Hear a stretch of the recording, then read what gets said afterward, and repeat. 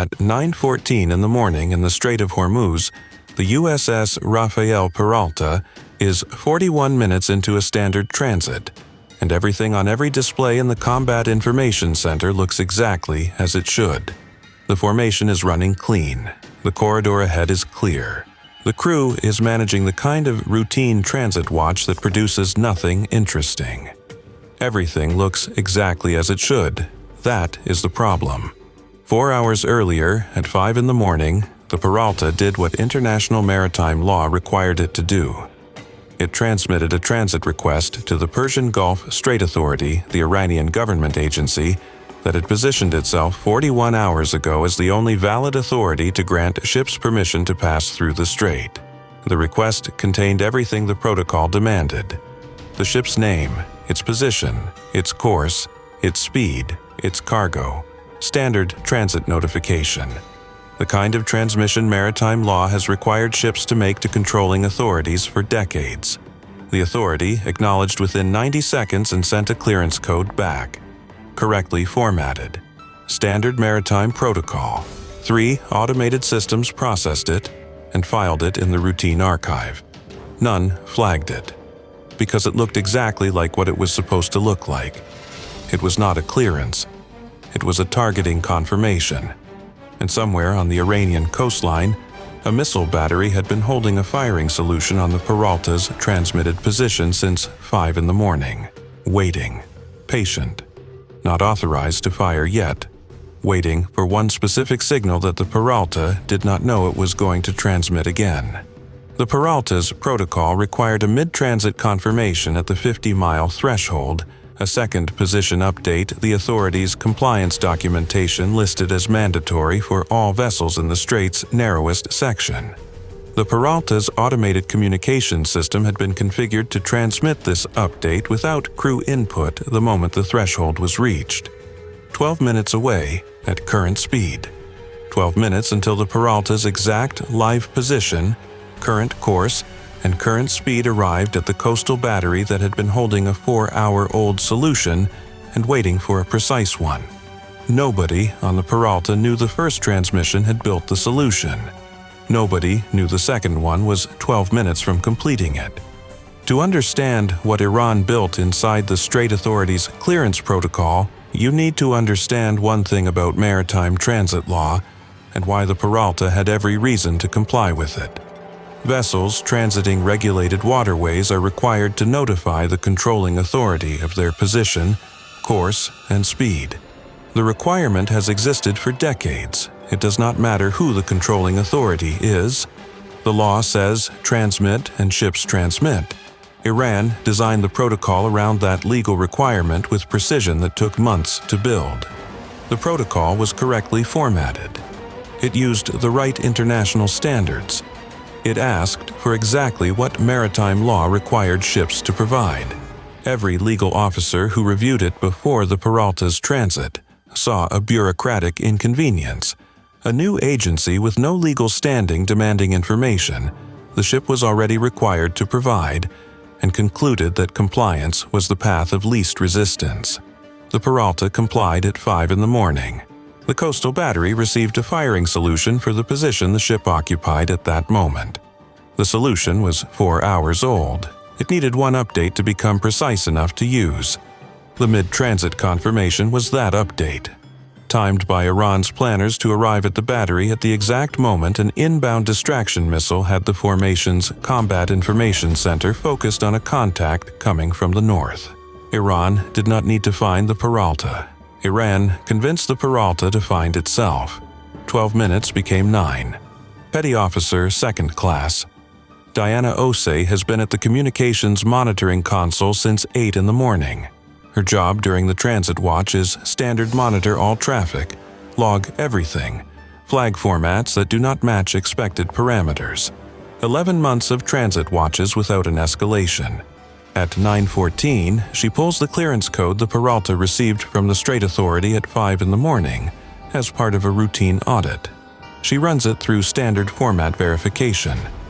It passes. She runs it through the frequency analysis tool as a secondary check, not because procedure requires it, but because an instructor told her 8 months ago that the frequency architecture of a transmission often tells you more than its content. She has been doing it on every unfamiliar format since. The tool returns a composite signal, 2 layers on the same carrier wave. The outer layer is standard maritime communication format, clean, correct, what 3 automated systems processed and filed as routine. The inner layer sits underneath it at a power level too low for standard receivers to separate from background noise, visible only when the frequency analysis tool is specifically configured to look for layered signals. The inner layer is a fire control confirmation code on an Iranian coastal battery frequency she has seen once before in a threat assessment document 6 months ago. The transit clearance the Peralta sent at 5 in the morning was a targeting confirmation. The ship painted itself the moment it complied with a law it had no choice but to comply with. She reports it to the senior signals officer at 9:15. He tells her the composite detection tool produces false positives on maritime encoding formats, and that 4 hours of clean transit is inconsistent with the threat she is describing. He tells her to log it and continue monitoring. 9 minutes became 7. She runs the analysis again at 9:19 with the false positive parameters isolated and ruled out. Same result. Not an artifact. A fire control confirmation code sitting inside a maritime compliance protocol that 3 automated systems had processed as routine, because nobody had ever built a targeting architecture inside a clearance format before. She transmits the corrected analysis to the senior signals officer. He forwards it to the communications officer for review. The communications officer tells him the isolation looks genuine, but acting on it requires command authorization because the commanding officer is managing an active intercept engagement. At 9:22, the Peralta's radar picks up a single inbound cruise missile from the northern coastline. 1 contact, fast, clean track. The formation begins building its intercept solution. Every watch officer focused on the 1 contact they can see. The contact they can see is the distraction. While the formation looks north, the automated mid-transit confirmation is 5 minutes from transmitting the Peralta's live position to the battery that has been waiting for it since 5 in the morning. 5 minutes became 4. The mid-transit confirmation is automated. At the 50-mile threshold, the Peralta's communication system generates the position update and queues it without crew input. It does not wait for authorization. It was configured to comply with the authority's protocol when the legal officer reviewed it before the transit began and concluded that compliance was simpler than dispute. 4 minutes. The authorization request is working through a chain managing a confirmed inbound missile. The commanding officer is on the bridge watching a threat he can see. The automated system is counting down to a threshold it has been told to meet. Neither knows what the other is about to do. Osei does not go back to the senior signals officer. She does not route another report to the communications officer. Both routes have produced the same result deferred to a chain moving at the speed of process, while the clock moves at the speed of 1 automated system counting toward a transmission threshold. She looks at the automated queue on her console. The mid-transit confirmation is formatted and ready. 4 minutes to the 50-mile threshold. 4 minutes until the Peralta's current position arrives at the battery. She keys the emergency broadcast circuit at 9:23, the formation-wide channel reserved for imminent threat communications, the channel that captains use. She transmits the composite signal analysis and 1 instruction directed at the communication system administrator on the deck above her. Kill the automated transmission queue. Now. The administrator receives the broadcast at 9:23. He is at his station on the deck above running routine maintenance. He reads the broadcast. He looks at the automated transmission queue. He looks at the composite signal analysis attached. He kills the queue at 9:23. The mid-transit confirmation is canceled. The 50-mile threshold passes at 9:28. The system generates the transmission, finds the queue disabled, and logs a transmission failure in the maintenance record. The coastal battery's fire control display shows a mid-transit update that never arrives. The commanding officer receives the emergency broadcast on the bridge at 9:23. He looks at the composite signal analysis. He looks at the inner layer frequency. He understands in the same moment that the inbound missile is not the attack. It is the timing mechanism. Iran fired it to have the Peralta's Combat Information Center focused on a northern contact at the exact moment the mid-transit confirmation was supposed to update the battery's firing solution. The missile and the confirmation were supposed to arrive in the same window. The confirmation never went out. He authorizes a strike package at 9:23 on the coastal battery position. Osei's inner layer frequency analysis identified the transmission origin coordinates embedded in the inner signal that placed the battery's receive location to within 40 meters. The inbound missile is intercepted at 11 miles at 9:26. Clean kill, full interceptor availability, clean geometry. The formation has been building the solution since 9:22. 2 precision strikes launched from the Abraham Lincoln at 9:27 targeting the coastal battery position. The battery has been stationary since 5 in the morning. The crew at the firing console is still watching their display when the first strike reaches the position at 9:31. The second arrives 9:32. Both launchers destroyed. The firing solution the battery held for 4 hours and 31 minutes is gone with them. One thing still reaches the Peralta. Not from the primary battery.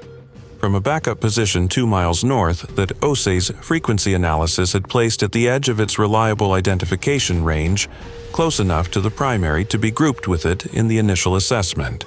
Far enough to survive the first 2 strikes. The backup launcher fires at 9:30 when the primary position is struck, and its crew understands the architecture has been identified. The backup missile targets the Peralta's 5 in the morning position. The 4-hour-old coordinates. The Peralta has moved 11 miles from that position in 4 hours and 30 minutes of transit at standard speed. The missile impacts the ocean at 9:34, 11 miles southwest of the Peralta's current hull. The warhead detonates beneath the surface.